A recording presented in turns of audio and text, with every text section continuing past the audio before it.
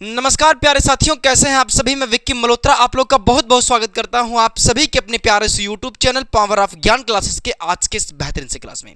साथियों, जैसा कि आप जानते हैं कि हम पढ़ रहे थे रासायनिक अभिक्रिया के प्रकार में, और साथियों हमने इसके पहले 6 प्रकार को पढ़ लिया है, यानी रासायनिक अभिक्रिया के 6 प्रकार को पढ़ लिया है। आज यह हमारा 7वां प्रकार है। अगर इसके पहली वाली वीडियो आपने नहीं देखा है तो जाकर के देख लीजिए, क्योंकि साथियों हम जो चैप्टर कर रहे हैं भाई वो बहुत ज़्यादा इंपॉर्टेंट है। रासायनिक अभिक्रिया यौम उसके समीकरण, और रासायनिक अभिक्रिया यौम उसके समीकरण ये हमारे केमिस्ट्री का पहला चैप्टर है और विज्ञान के पहला भी चैप्टर है, यानी क्लास 10th के जो सिलेबस में पहला चैप्टर है रासायनिक अभिक्रिया यौम उसके प्रकार में। तो साथियों आज हम पढ़ रहे हैं 7वां प्रकार रासायनिक अभिक्रिया के प्रकार में। तो 7वां प्रकार क्या है? उपचयन या ऑक्सीकरण अभिक्रिया क्या होती है, यानी उपचयन अभिक्रिया क्या होती है। उपचयन का एक अलग नाम है ऑक्सीकरण, यानी ऑक्सीडेशन। इसका मतलब उपचयन, अगर आपसे बोर्ड पेपर में पूछ रहे कि उपचयन अभिक्रिया किसे कहते हैं तब भी आप वही डिफिनेशन लिखेंगे। अगर कह दे कि ऑक्सीकरण अभिक्रिया किसे कहते हैं तब भी वही डिफिनेशन लिखेंगे, क्योंकि उपचयन का एक अलग नाम है ऑक्सीकरण। ठीक है, नाम से ही बदला ऑक्सीकरण अभिक्रिया, यानी वह रासायनिक अभिक्रिया जिसमें किसी परमाणु, अणु या आयन से इलेक्ट्रॉन निकलें। इलेक्ट्रॉन क्या हो? निकलें, उन्हें हम क्या कहते हैं? ऑक्सीकरण उपचयन अभिक्रिया कहते हैं। सबसे पहले इसको मैं उदाहरण के माध्यम से आपको समझाता हूं, उसके बाद डेफिनेशन लिखेंगे। डेफिनेशन तो मैंने मुख से बोल करके ही बता दिया। क्या बताया? कि वह रासायनिक अभिक्रिया जिसमें किसी परमाणु, अणु या फिर आयन से इलेक्ट्रॉन निकले, मतलब इलेक्ट्रॉन का त्याग करें, और जितनी बार वह त्याग करेंगे उतनी बार उनके ऊपर प्लस आएगा। कैसे आएगा? हर एक चीजें कैसे होंगी ध्यान से देखिए। जैसे मैंने यहां पर ले लिया एक सोडियम धातु, ये क्या है? Sodium Na। ठीक है, अच्छा अब ये सोडियम जो है वो एक इलेक्ट्रॉन का त्याग करेगा, लेकिन उसके पहले सोडियम का परमाणु क्रमांक कितना होता है ये बताइए। सोडियम का जो परमाणु क्रमांक होता है भाई Na, सोडियम का जो परमाणु क्रमांक होता है वो 11 होता है। ठीक है, अच्छा ये सोडियम का 11 होता है। अगर मैं इसका इलेक्ट्रॉनिक विन्यास करने लगूं, इलेक्ट्रॉनिक विन्यास क्या होगा? पहले कक्षक में कितने इलेक्ट्रॉन होते हैं? 2 इलेक्ट्रॉन होते हैं। दूसरे कक्षक में 8 इलेक्ट्रॉन होते हैं, और 8 और 2 10, लेकिन इसका परमाणु क्रमांक कितना है? 11। एक इलेक्ट्रॉन यहां पर रख देंगे। अब तीसरे कक्षक में भी भाई 8 इलेक्ट्रॉन होते हैं। या तो सोडियम जो है 7 इलेक्ट्रॉन को ग्रहण करे, या तो 1 इलेक्ट्रॉन को त्याग करके वह अपना अष्टक पूरा कर ले। इस बात को ध्यान समझिए, जो मैं आपको बता रहा हूं ये बहुत ज्यादा इंपॉर्टेंट चीज है भाई। देखिए सोडियम का जो इलेक्ट्रॉनिक विन्यास होता है वो 2,8,1 होता है। अच्छा, सोडियम के पास 2 केस हैं। या तो सोडियम चाहे 1 इलेक्ट्रॉन को त्याग करके अपना अष्टक पूरा कर ले, या तो सोडियम कहीं से 7 इलेक्ट्रॉन लाए और अपना अष्टक पूरा कर ले, मतलब यहां पर भी 8 इलेक्ट्रॉन पूरा कर ले। लेकिन इसको 1 इलेक्ट्रॉन त्यागने के लिए ज्यादा अच्छा होगा, क्योंकि इसको 1 इलेक्ट्रॉन त्यागने में ज्यादा सुविधा मिलेगी। अच्छा, इसका मतलब हम अगर 1 इलेक्ट्रॉन को सोडियम त्याग देता है तो अपना अष्टक पूरा कर लेगा। अच्छा, तो यहां पर देखिए सोडियम का इलेक्ट्रॉनिक विन्यास होता है 2,8,1। ठीक है, और जब आपको पेपर में आएगा कि उपचयन या ऑक्सीकरण अभिक्रिया क्या होती है तो इसको नीचे जरूर लिखिएगा जो मैं उदाहरण बता रहा हूं, क्योंकि उदाहरण बहुत ज्यादा इंपॉर्टेंट है। अच्छा, सोडियम क्या करेगा? 1 इलेक्ट्रॉन को धीरे से त्याग कर देगा, क्योंकि 7 इलेक्ट्रॉन इसको ग्रहण नहीं कर सकता। ठीक है, तो यहां पर 1 इलेक्ट्रॉन को यह त्याग करेगा, मतलब 1 इलेक्ट्रॉन का दान कर देगा। और सोडियम ने जैसे ही 1 इलेक्ट्रॉन का दान किया, इसके ऊपर 1 प्लस चार्ज आ गया। ठीक है, और इसने 1 इलेक्ट्रॉन का दान कर दिया। बताइए ये बातें समझ में आई या नहीं? मैंने क्या बताया? सोडियम के इलेक्ट्रॉनिक विन्यास 2,8,1 कैसे हुआ मैंने यहां पर रीजन बताया। सोडियम क्या करेगा? 1 इलेक्ट्रॉन को त्याग करेगा, मतलब यहां से इलेक्ट्रॉन निकले, इसका मतलब यह ऑक्सीकरण अभिक्रिया है। इसी तरीके से एक उदाहरण देखिए, ये तो हमारा पहला उदाहरण था। दूसरा उदाहरण देखिए। दूसरा उदाहरण क्या है? जैसे होता है मैग्नीशियम। मैग्नीशियम का परमाणु क्रमांक कितना होता है? 12। मैग्नीशियम का परमाणु क्रमांक कितना होता है? 12। अगर मैं मैग्नीशियम का इलेक्ट्रॉनिक विन्यास निकालने लगूं तो 2,8,2, 8 2 10 और 2 12। अब मैग्नीशियम क्या कर सकता है भाई? मैग्नीशियम या तो इस 2 इलेक्ट्रॉन को त्याग कर दे या फिर 6 इलेक्ट्रॉन का ग्रहण करे। मतलब मैग्नीशियम यहां पर अगर 8 ला दे तो इसका अष्टक पूरा हो जाएगा। या तो मैग्नीशियम इस 2 इलेक्ट्रॉन को त्याग कर दे, मतलब हटा दे, किसी दूसरे को दे दे, तब यह अपना अष्टक पूरा कर सकता है। इतनी बातें समझ में आई, ठीक है। तो यहां पर मैग्नीशियम का इलेक्ट्रॉनिक विन्यास 2,8,2, ठीक है। अच्छा, यहां पर इसका इलेक्ट्रॉनिक विन्यास कितना हो जाएगा अब 2,8, क्योंकि इसने 1 इलेक्ट्रॉन का दान कर दिया है। अब क्या करेगा मैग्नीशियम भाई, 2 इलेक्ट्रॉन का त्याग करने में इसको ज्यादा आसानी है और 6 इलेक्ट्रॉन या ग्रहण करने में ज्यादा आसानी नहीं है। तो आसान क्या है, 2 इलेक्ट्रॉन को त्याग कर देगा। मैग्नीशियम ने 2 इलेक्ट्रॉन को त्याग किया, मैग्नीशियम पर आ गया +2 चार्ज, ठीक है, और इसने 2 इलेक्ट्रॉन का दान किया है। ये हो गई इसका उदाहरण। बताइए यहां तक की बातें आपको समझ में आई या नहीं? यहां तक की बातें आपको समझ में एकदम आ गई होंगी। अच्छा, अगर आपको यहां तक की बातें समझ में आ गई हैं तो मैं इनका अब डेफिनेशन लिखता हूं। डेफिनेशन क्या है? वह रासायनिक अभिक्रिया जिसमें किसी परमाणु, अणु या फिर आयंस से इलेक्ट्रॉन निकलते हैं। देखिए इलेक्ट्रॉन निकल रहे हैं ना, तो वही मैं डेफिनेशन लिखने जा रहा हूं। वह रासायनिक अभिक्रिया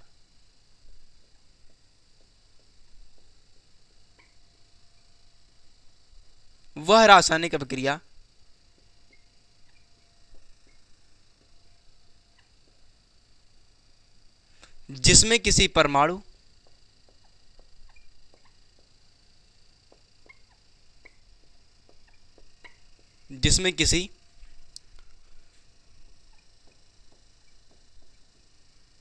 परमाणु,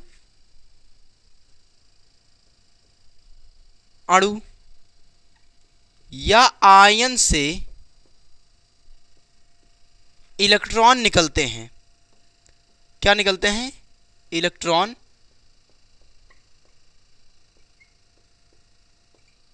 निकलते हैं। उपचयन अभिक्रिया कहलाती है या ऑक्सीकरण अभिक्रिया कहलाती है। क्या कहलाती है? उपचयन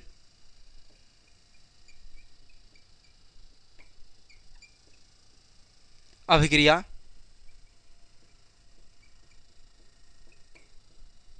कहलाती है। इस अभिक्रिया में जो होता है वो ऑक्सीजन का योग होता है और हाइड्रोजन का वियोग होता है। कैसे होता है? पहले डेफिनेशन लिख दे रहा हूं। देखिए इस अभिक्रिया में इस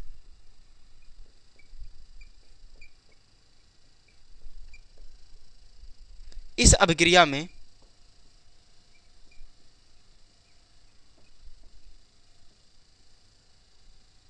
हाइड्रोजन का वियोग व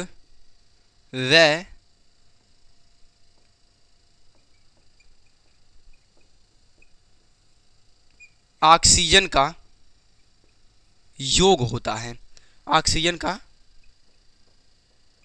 योग होता है। मैंने डेफिनेशन क्या लिख करके आपको बताया?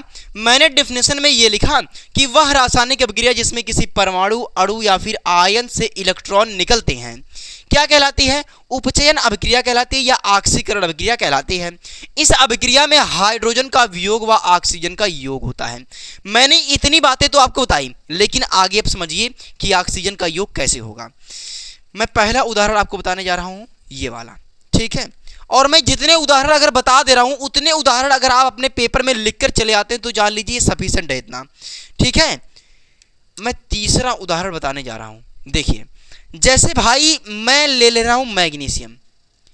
इस मैग्नीशियम की क्रिया मैं ऑक्सीजन से करा रहा हूं O2 से, ठीक है। ध्यान समझिए, मैं मैग्नीशियम की अभिक्रिया ऑक्सीजन से करा रहा हूं तो यह बना रहा है मैग्नीशियम ऑक्साइड। क्या बना रहा है? Magnesium oxide. इसका मतलब यहां पर ऑक्सीजन का योग हुआ। देखिए यह मैग्नीशियम ऑक्सीजन के साथ मिला, इसका मतलब मैग्नीशियम ने और ऑक्सीजन ने मिलकर के मैग्नीशियम ऑक्साइड बना दिया, ठीक है। इसका नाम क्या है? मैग्नीशियम। ये बात तो आप जानते ही होंगे, मैंने इसके पहले वाले में बहुत बार मैग्नीशियम का उदाहरण बता दिया हूं। मैं मैग्नीशियम और ऑक्सीजन का रिएक्शन करके इसलिए बता रहा हूं क्योंकि इसके पहले मैंने आपको मैग्नीशियम और ऑक्सीजन का रिएक्शन करके बता दिया है, ताकि आपको पता चल सके हाँ भाई अगर मैं मैग्नीशियम की अभिक्रिया ऑक्सीजन से करा रहा हूं, अगर इससे मैग्नीशियम से ऑक्सीजन जुड़ रहा है, इसका मतलब यह भी ऑक्सीकरण अभिक्रिया यानी उपचयन अभिक्रिया है, ठीक है। तो यह क्या है? Magnesium.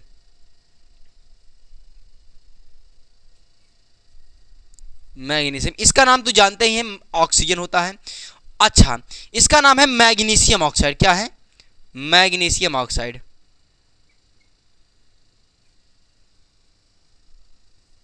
Magnesium oxide, magnesium oxide, ठीक है। अच्छा, अब ये अभिक्रिया बैलेंस नहीं है, ऑक्सीजन यहाँ पर डबल, ऑक्सीजन यहाँ पर सिंगल। हम यहाँ पर दो लिख नहीं सकते क्योंकि इसके पहले मैंने आपको बताया था, हमें जब भी बैलेंस करना होगा हम यहाँ पर गुणा करेंगे।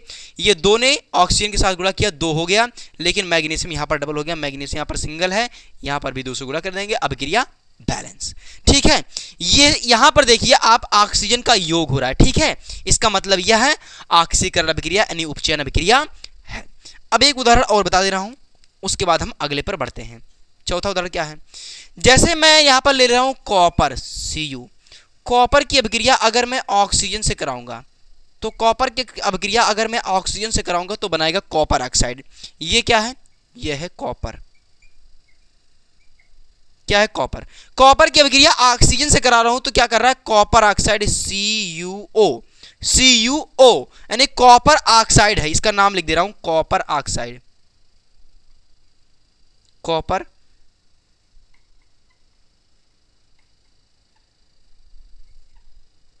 कॉपर ऑक्साइड है, ठीक है। अब लेकिन यहां पर अभिक्रिया बैलेंस नहीं है, बैलेंस करने के लिए हमें क्या करना पड़ेगा? यहां पर ऑक्सीजन डबल है, यहां पर ऑक्सीजन सिंगल। हम यहां पर भाई दो लिख करके इस अभिक्रिया को बैलेंस नहीं कर सकते, ये मैं आपको कई बार बता चुका हूं। हमें जब भी बैलेंस करना होगा अभिक्रिया को, हम यहां पर गुणा करेंगे। यहां पर मैंने दो से गुणा किया, दो से ही हमने क्यों गुणा किया? हम दो से ही क्यों गुणा कर रहे हैं? क्योंकि यहां पर ऑक्सीजन डबल है, यहां पर ऑक्सीजन सिंगल, ये दो इस ऑक्सीजन से गुणा करेगा और डबल O बना देगा, मतलब ऑक्सीजन भी डबल हो जाएगा। लेकिन अगर ये दो ऑक्सीजन से गुणा कर रहा है, इसका मतलब दो इससे भी गुणा करेगा। हाँ, इसका मतलब कॉपर भी डबल हो गया। अगर कॉपर डबल हो गया लेकिन इधर कॉपर डबल नहीं है, तो यहां पर भी हम धीरे से दो से गुणा कर देंगे, अभिक्रिया बैलेंस। बताइए आपको उपचयन या ऑक्सीकरण अभिक्रिया समझ में आई या नहीं? आशा करता हूं कि उपचयन या ऑक्सीकरण अभिक्रिया समझ में आ गई होगी। अगर ये समझ में आ गई हो तो मैं अब करने जा रहा हूं अपचयन अभिक्रिया क्या होती है। बहुत ज्यादा इंपॉर्टेंट टॉपिक है, इनको जरूर पढ़ लीजिए भाई।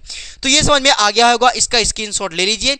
हालांकि आप चाहें क्लास के साथ ही नोट्स बना सकते हैं, अगर आप चाहें तो हैंड रिटन नोट टेलीग्राम पर आपको हाथ के द्वारा, मेरे ही द्वारा साथियों, लिखा गया है, जो कि टेलीग्राम पर अपलोड है PDF के फॉर्म में। आप जाकर के वहां पर लिख सकते हैं और टेलीग्राम का लिंक जो है वीडियो के डिस्क्रिप्शन बॉक्स में दे दिया जाएगा, जहां से आप जाकर के प्रॉपर तरीके से नोट्स बना सकते हैं। ये समझ में आ गया हो तो हम बढ़ते हैं अपचयन अभिक्रिया की तरफ।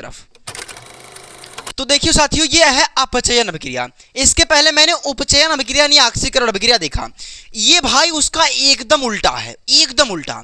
अच्छा, ये अपचयन अभिक्रिया कहता क्या है? अपचयन अभिक्रिया ये कहता है कि वह रासायनिक अभिक्रिया जिसमें किसी परमाणु अणु या फिर आयंस जो होते हैं वो इलेक्ट्रॉन को ग्रहण करते हैं, लेकिन ऑक्सीकरण अभिक्रिया क्या थी? वो इलेक्ट्रॉन का त्याग करते हैं, मतलब इलेक्ट्रॉन्स निकलते हैं।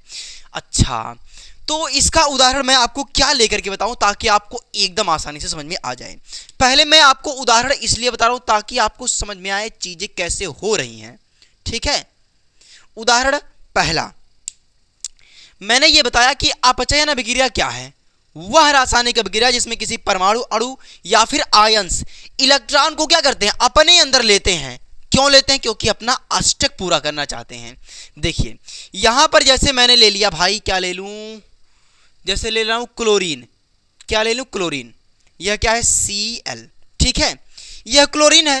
अब क्लोरीन का इलेक्ट्रॉनिक विन्यास कितना होता है? क्लोरीन का सबसे पहले परमाणु क्रमांक Cl, क्लोरीन का होता है 17, ठीक है। अच्छा, पहले कोष्टक में 2 इलेक्ट्रॉन, दूसरे में 8, तीसरे में 7, ठीक है, लेकिन तीसरे में भी होना चाहिए 8। अब क्या करेगा क्लोरीन?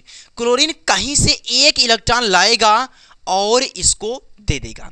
क्लोरीन ग्रहण कर रहा है एक इलेक्ट्रॉन ना, तो क्लोरीन जैसे ही एक इलेक्ट्रॉन का ग्रहण करेगा इसका अष्टक पूरा हो जाएगा। लेकिन देखिए बेसिकली यहाँ क्लोरीन के पास भी डबल चांस है।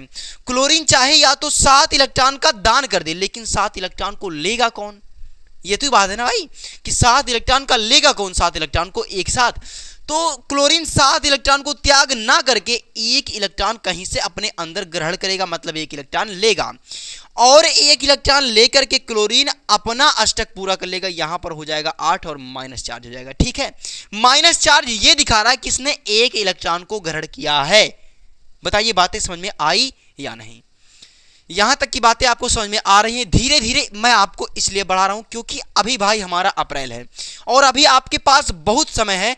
आप हर एक चीजों को डीपली पढ़िए ताकि कॉन्सेप्ट अगर आपका क्लियर रहेगा तो याद करने में 1% का भी परेशानी नहीं होगी। और मैं आपको कह रहा हूं याद करने की जरूरत ही नहीं पड़ेगी, विज्ञान आपको मैं इतने अच्छे तरीके से करा दूंगा। देखिए यहां पर क्लोरीन है, क्लोरीन का इलेक्ट्रॉनिक विन्यास 2,8,7। ठीक है, अब क्लोरीन क्या करेगा भाई? क्लोरीन यहां पर एक काम करेगा। क्लोरीन कहेगा कि मेरे बाहरी कोश में 7 इलेक्ट्रॉन है, होने चाहिए 8। अगर 8 इलेक्ट्रॉन ले रहा है तो इसका अष्टक हो जाएगा पूरा। अष्टक अगर पूरा हो जाएगा, लेकिन क्लोरीन को इसके लिए करना होगा एक इलेक्ट्रॉन को ग्रहण।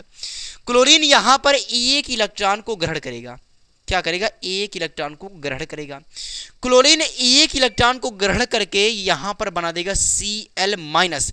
माइनस ये दिखा रहा है कि इसने एक इलेक्ट्रॉन को ग्रहण किया है। मैं बार बार बता रहा हूं ताकि आपको दिक्कत ना हो।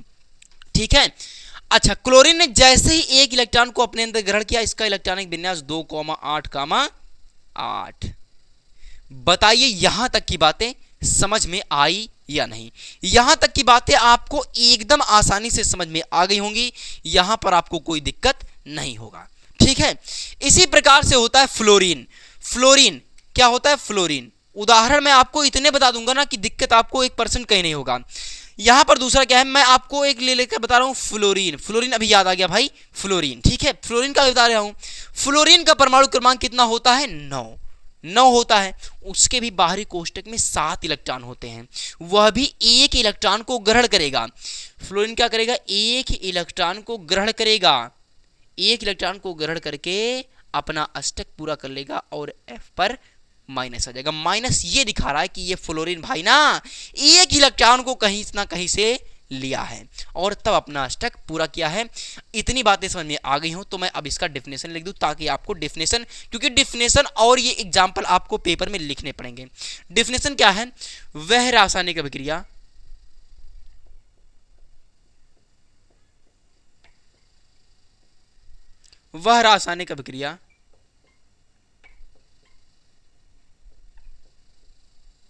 जिसमें किसी परमाणु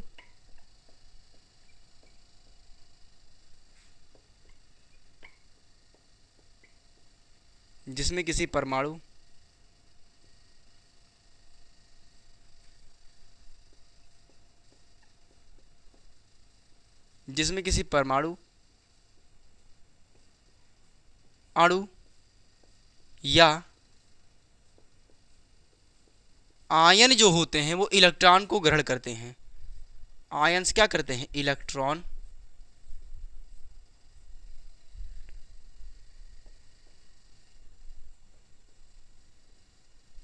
को ग्रहण करते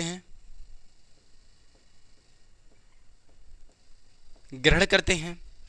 अपचयन अभिक्रिया कहलाती है। क्या कहलाती है? अपचयन।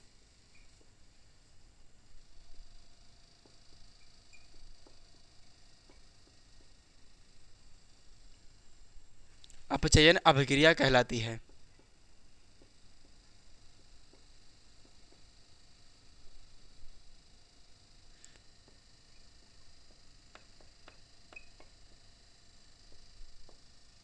ठीक है, मैंने क्या बताया कि वह रासायनिक अभिक्रिया जिसमें किसी परमाणु, अणु या फिर आयंस जो होते हैं वह इलेक्ट्रॉन को ग्रहण करते हैं, मतलब अपने अंदर एक इलेक्ट्रॉन को लेते हैं।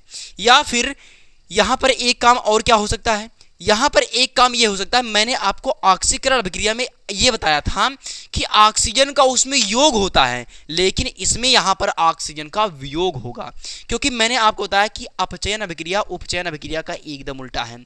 इस अभिक्रिया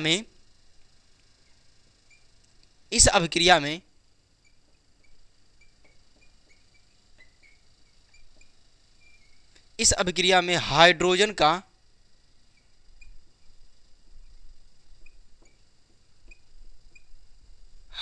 का योग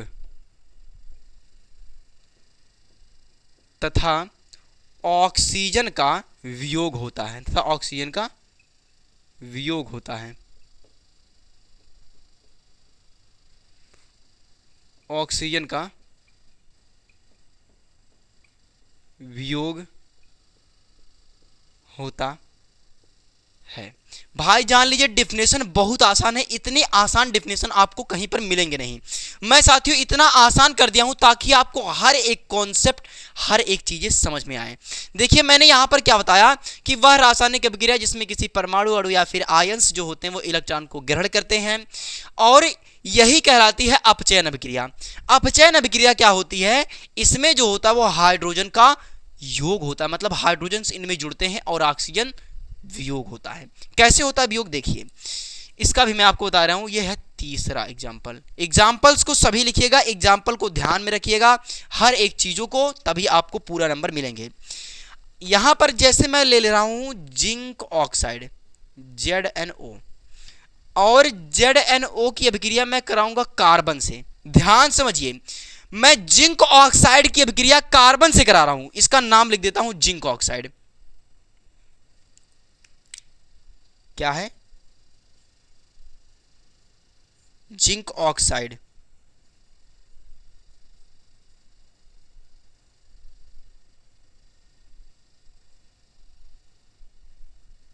यह क्या है, जिंक ऑक्साइड। जिंक ऑक्साइड की अभिक्रिया, इसको तो आप जानते हैं कार्बन है। अगर मैं जिंक ऑक्साइड की अभिक्रिया कार्बन के साथ कराऊंगा तो बनेगा क्या, कह रहा है कि इसमें ऑक्सीजन का वियोग होना चाहिए, मतलब ऑक्सीजन जुड़ना नहीं चाहिए। वियोग मतलब क्या होते हैं, मैंने यही बताया था कि योग जो होता है, जैसे मैंने इसके पहले आपको बताया था, ध्यान समझिए। जैसे मैंने ये बताया था कि यहां पर मैग्नीशियम है, मैग्नीशियम के साथ ऑक्सीजन जुड़ा, यह बन गया MgO। इसका मतलब MgO बन गया, ये ऑक्सीजन यहां पर सिंगल था, सिंगल से यह हो गया डबल, इसका मतलब इसका योग हुआ है। लेकिन अगर यही मैग्नीशियम यहां पर, ये मैग्नीशियम MgO, ये फिर से अलग हो जाता है Mg+O2 में, तो ऑक्सीजन का यहां पर वियोग होता, क्योंकि यहां पर ऑक्सीजन डबल से सिंगल हो गया। ठीक है, ये बातें आपको समझ में आ गई होंगी। ठीक है,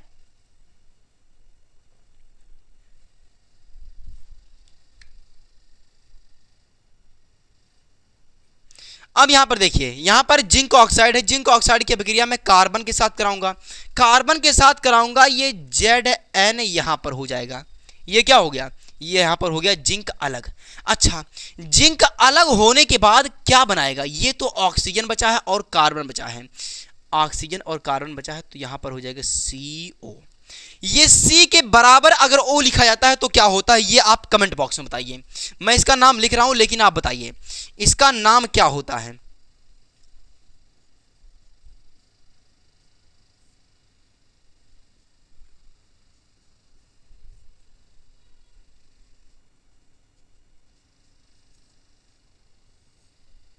इसका नाम क्या होता है, कार्बन मोनोऑक्साइड। इसका नाम क्या होता है, कार्बन मोनोऑक्साइड। अगर C के बराबर बराबर O लिखा जाता है, इसका मतलब इसका नाम होता है कार्बन मोनोऑक्साइड। मैंने ZnO यानी जिंक ऑक्साइड की अभिक्रिया कार्बन के साथ कराई, यह बन गया Zn यानी जिंक अलग हो गया और कार्बन मोनोऑक्साइड अलग हो गया। इसका मतलब यह हमारा कौन सा अभिक्रिया है, यह हमारा अपचयन अभिक्रिया है। क्या है, अपचयन अभिक्रिया। ठीक है, इसका नाम है जिंक। बताइए ये बातें आपको क्लियर हुई या नहीं। इतनी बातें तो आपको एकदम आसानी समझ में आ रही होंगी। मैं बहुत आराम से पढ़ा रहा हूं भाई, कहीं पर भी एकदम 1% का भी दिक्कत नहीं होगा। और आपको जल्दबाजी पहली बात करनी ही नहीं है, जल्दबाजी करेंगे तो चीजें गड़बड़ होंगी। ये आपको समझ में आया या नहीं कि कैसे यहां पर ऑक्सीजन जो है, यहां पर देखिए ये ऑक्सीजन यहां पर डबल था, ठीक है, यह ऑक्सीजन का यहां पर इसको तोड़ा गया है, ऑक्सीजन को यहां से, और ये ऑक्सीजन इसके साथ जाकर के मिल रहा है, मतलब ऑक्सीजन का यहां पर वियोग हो रहा है। ठीक है, यहां पर ऑक्सीजन क्या हो रहा है, वियोग हो रहा है। अच्छा, एक मैं आपको एग्जांपल और बता देता हूं ताकि 4 हो जाए पूरा। ठीक है, यहां पर जैसे देखिए, यहां पर जैसे मैं ले रहा हूं कॉपर ऑक्साइड, क्या ले रहा हूं, copper oxide CuO। Copper oxide की अभिक्रिया मैं करा दूं H2O से, कॉपर ऑक्साइड की अभिक्रिया मैं H2 से, H2O नहीं साथियों, H2 से करा दूं। ठीक है, क्योंकि H2O बनेगा। यहां पर देखिए CuO, CuO यानी कॉपर ऑक्साइड इसका नाम होता है, इसका नाम लिख दे रहा हूं कॉपर ऑक्साइड।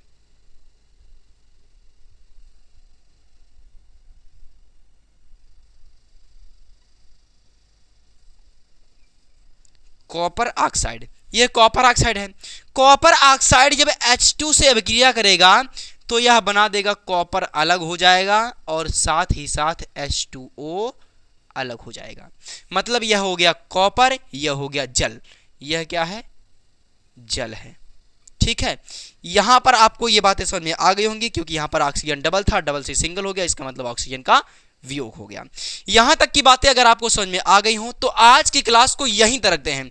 देखिए साथियों, मैंने आज की क्लास में आपको क्या बताया, मैंने आज की क्लास में आपको बताया ऑक्सीकरण और उपचयन अभिक्रिया, और उसके बाद मैंने बताया अपचयन अभिक्रिया। उपचयन अभिक्रिया क्या होती है, जिसमें इलेक्ट्रॉन्स जो होते हैं वो बाहर निकलते हैं, ठीक है, और उसमें ऑक्सीजन का योग होता है।